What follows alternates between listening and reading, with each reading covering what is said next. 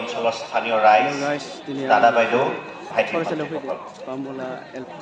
অতিথি যথেষ্ট আছে গতিকে মই কম সময়ৰ ভিতৰত শেষ কৰিম মন্তব্য সাধাৰণতে মই কলেজৰ ছাত্ৰ ছাত্ৰীসকলৰ সন্মুখত কথা কওঁ ৰাজহুৱা মিটিং খুব বেছি কৰি ভাল নাপাওঁ আৰু মোৰ ভাইটি নিচিনা চাহ আলম বহুত আগৰ পৰাই চিনাকি মোক অনুৰোধ কৰিলে যে আহিব লাগে মই চিঠিখন চাই নাযাওঁ বুলিয়ে ভাবিছিলোঁ কাৰণ মই ৰাজহুৱা মিটিং একেবাৰে বেয়া পাওঁ সি যিহেতু ক'লে আহিছোঁ যিহেতু আৰু ক'বলৈ যিহেতু ক'ব লাগিব দুটামান কথা প্ৰথম বিশেষকৈ ইয়াত আৰু আমি এই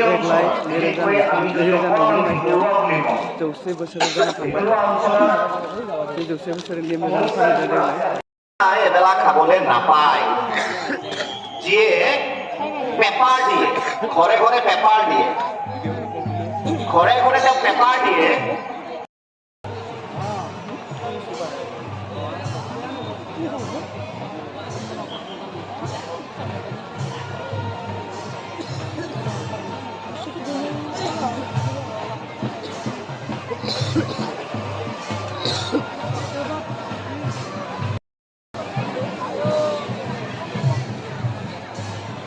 बे समाव सरमानद सार बिथांखौ बरायनानै लाबोगासिनो बयबो रायजोफ्रा ज' जादों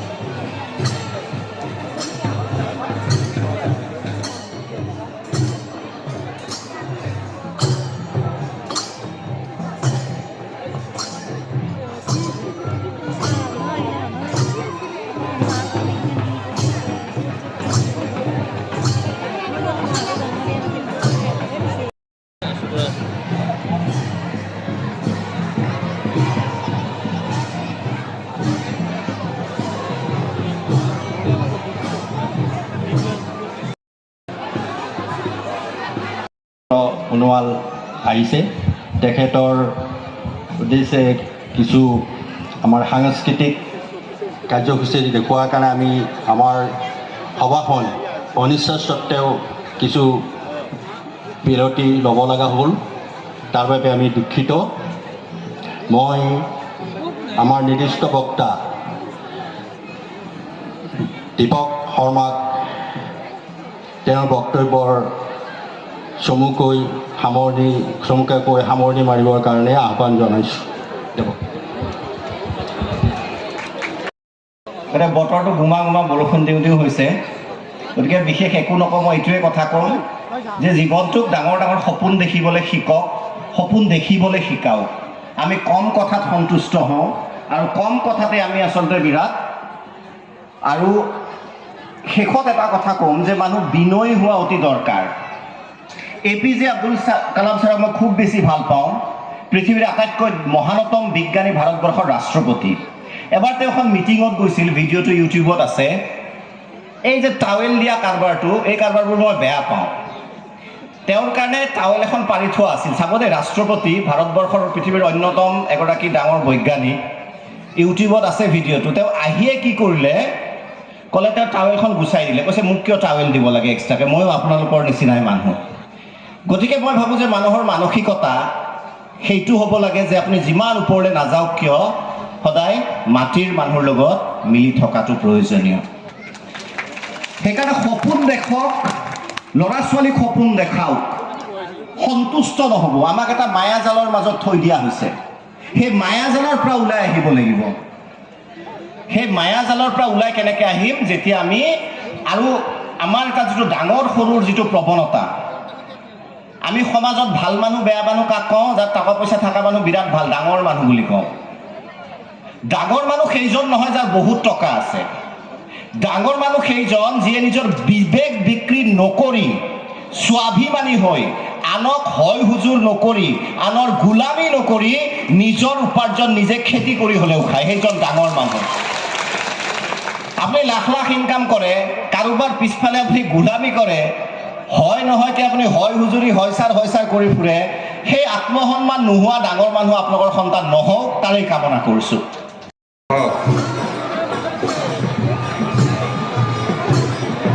বামুল্লা প্ৰাথমিক বিদ্যালয়ৰ শতবৰ্ষ উদযাপন সমিতিৰ সভাপতিৰ অভিভাষণ।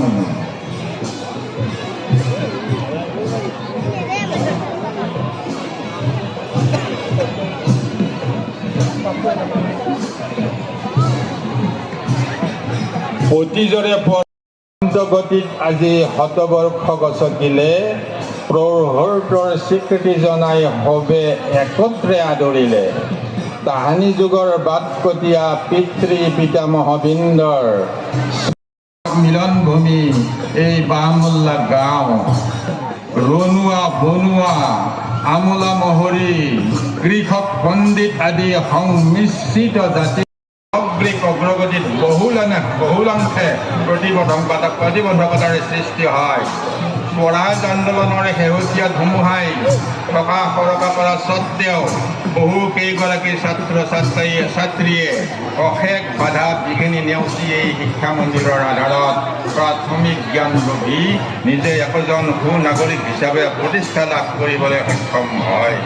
তেখেতসকলৰ ভিতৰত প্ৰয়াত তিলক কলিতা, প্ৰয়াত বংশীধৰ চহৰীয়া, প্ৰয়াত আজিমুন নেছা, প্ৰয়াত মইজুদ্দিন আহমেদ, প্ৰয়াত অসৰ কলিতা, প্ৰয়াত হেদায়ত আলী, প্ৰয়াত পুনিৰাম চহৰীয়া, প্ৰয়াত নুৰুদ্দিন আহমেদ অন্যতম।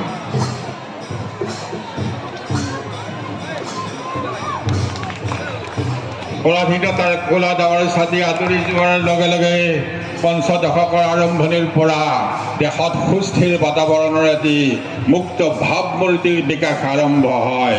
ক্ৰমাগতভাৱে পৰৱৰ্তী 7টি দশকৰ ভিতৰত বিদ্যালয়খনে এক বুজন পৰিমাণৰ ছাত্ৰ ছাত্ৰীৰ সোণালী জীৱনৰ পথ সুগম কৰি দিয়ালে। অনেক ছাত্ৰ ছাত্ৰীয়ে উক্ত বিদ্যা মন্দিৰত ছাত্ৰ জীৱনৰ পাতনি মেলি আধুনিক জগতত নিজকে একোজন প্ৰতিভাৱান ব্যক্তি হিচাপে প্ৰতিষ্ঠিত কৰিবলৈ সমৰ্থ হৈছে। মেট্ৰিকৰ দেওনা গছকি BA BSc MA MSc আইনজ্ঞ অধ্যাপক কাৰিকৰী দিশৰ অভিযন্তা ৰাজনীতিজ্ঞ আদিৰে নিজৰ পৰিচয় দাঙি ধৰিছে। এই সাফল্যৰ মূলতে গৌৰৱান্বিত বামুল্লা প্ৰাথমিক বিদ্যালয়। সেয়েহে আজিৰ এই মহামিলনৰ মধুৰ ক্ষণত সমস্যাৰে গাঁও জয় গান জয়তো বামুল্লা প্ৰাথমিক বিদ্যালয়। আজি সগৌৰৱে উল্লেখ কৰিবলৈ বাধ্য হওঁ যে 2013 চনৰ অসম লোকসেৱা আয়োগৰ ফলাফল অনুসৰি বামুল্লা গাঁৱৰ শ্ৰীযুত হৰেন্দ্ৰ কলিতাৰ পুত্ৰ শ্ৰী কাৰ্তিক কলিতাই ACS পৰীক্ষাত সাফল্যৰ ধ্বজা উৰুৱাই প্ৰথমবাৰৰ বাবে বৃহত্তৰ অঞ্চলবাসীক চমকিত কৰি জিলা অতিৰিক্ত উপায়ুক্তৰ দৰে প্ৰশাসনিক দায়িত্বশীল পদবীত থাকি নৱ প্ৰজন্মৰ বাবে পথ প্ৰদৰ্শকৰ নিদৰ্শন দাঙি ধৰিবলৈ সক্ষম হ'ব পাৰিছে। আকৌ ঠিক এটা দশকৰ ব্যৱধানত এই বামুল্লাৰ ভূমিতেই সদ্য ঘোষিত অসম লোকসেৱা আয়োগৰ ফলাফল অনুসৰি শ্ৰীযুত ধীৰেন বৰুৱাৰ কন্যা কল্যাণিতা শ্ৰীমতী ডিম্পী বৰুৱাই APS পৰীক্ষাত সুখ্যাতিৰে উত্তীৰ্ণ হৈ বামুল্লাক কেন্দ্ৰ কৰি এই বৃহৎ অঞ্চলৰ বাবে এক বিৰল সন্মান কঢ়িয়াই আনি অঞ্চলবাসীক ধন্য কৰিছে। যাৰ বাবে আজি বামুল্লা গাঁওখনিক এক শিক্ষাতীৰ্থ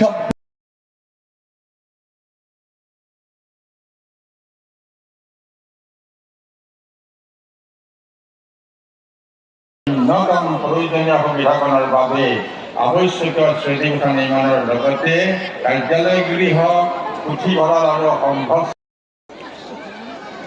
চিকিৎসা কিংবা স্বাস্থ্যৰ ক্ষেত্ৰত সমগ্ৰ অঞ্চলটোৰ ভিতৰত কোনো উন্নত মানৰ চিকিৎসালয় নিৰ্মাণ কৰি জনগণৰ হিত সাধনৰ কামনা কৰা হ'ল। ৰাস্তা ঘাটৰ বেলিকা অঞ্চলটিৰ মূল পথছোৱা বৰ্তমান পুতৌজনক।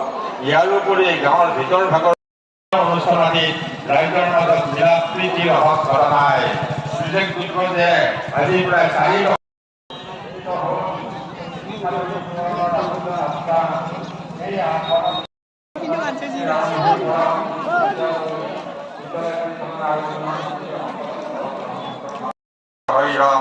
অনুষ্ঠানটি সৰ্বাংগ সুন্দৰ কৰাৰ ক্ষেত্ৰত যিসকল শুভাকাংক্ষী লোকে অনুষ্ঠানটিৰ প্ৰতি আনুগত্য প্ৰকাশ কৰি হস্তে আৰ্থিক কাৰিক বৰঙণি আগবঢ়ালে তেখেতসকললৈ শুনিলোঁ। এই অভিৱেশনত বামুল্লা অঞ্চলৰ ইতিহাসক দেখাপাত কৰা আৰু তাত কেইটামান অভাৱ অভিযোগৰ কথাও উল্লেখ কৰিছে।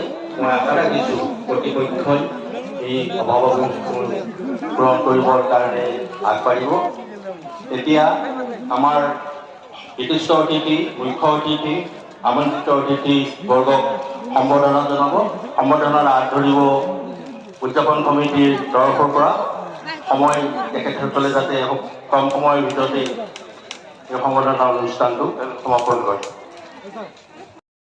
আৰু লগতে অসমৰ প্ৰাক্তন মুখ্যমন্ত্ৰী তেখেতক প্ৰথমে এখন গামোচাৰে আদৰণি জনাব আমাৰ সন্মানীয় উদযাপন সমিতিৰ সভাপতি মহম্মদ চৌধুৰী ডাঙৰীয়া।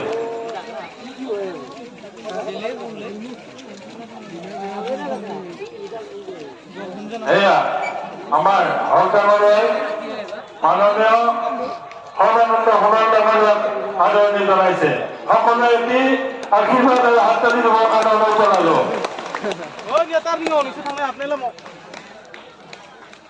ইয়াৰ লগে লগে এটি জাতিৰে আদৰণি জনাব সন্মানীয় সভাপতি মহোদয়।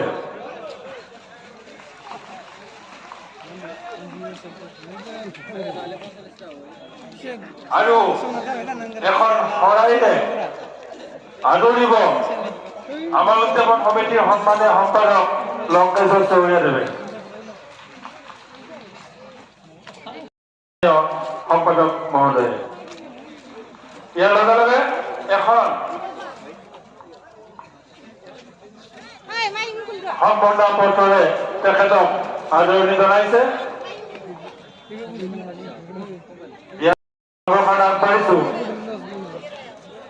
মাননীয় বিশ্বজিৎ চৌধুৰী অধ্যক্ষ অসম বিধানসভা। তেখেত আমাৰ এই অনুষ্ঠানলৈ আহিছে। তেখেতক আমি আন্তৰিক কৃতজ্ঞতা জ্ঞাপন কৰিছো। আৰু প্ৰথমতেই